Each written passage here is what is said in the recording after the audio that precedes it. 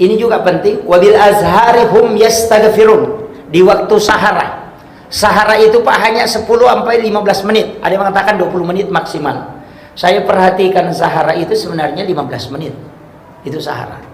Makanya kita mengatakan makan sahur, toh? Makan di waktu sahara. Itu kan ayat. Wabil azhari, di waktu sahara hum yastaghfirun. Hendaknya kau beristighfar. Kenapa waktu sahara itu penting? Karena di situ turun malaikat. Jadi noi malaikat langi. Malaikat yang akan menjaga di siang hari itu akan turun. Tapi malaikat yang menjaga di malam hari itu belum naik. Maka dia ketemu di waktu subuh.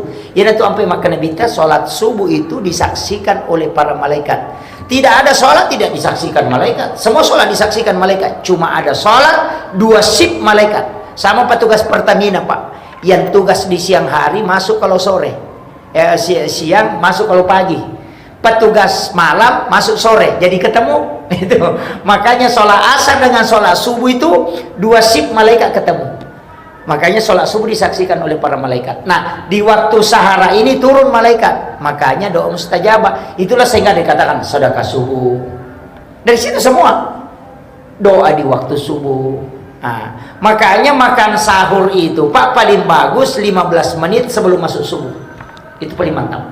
Makanya Nabi mengatakan akhirkan sahur. Cuma kadang kita makan sahur jam 2 malam. Itu bukan makan sahur, makan tengah malam. Karena sahara itu waktu, makanya dikatakan makan sahur. Karena makan di waktu sahara.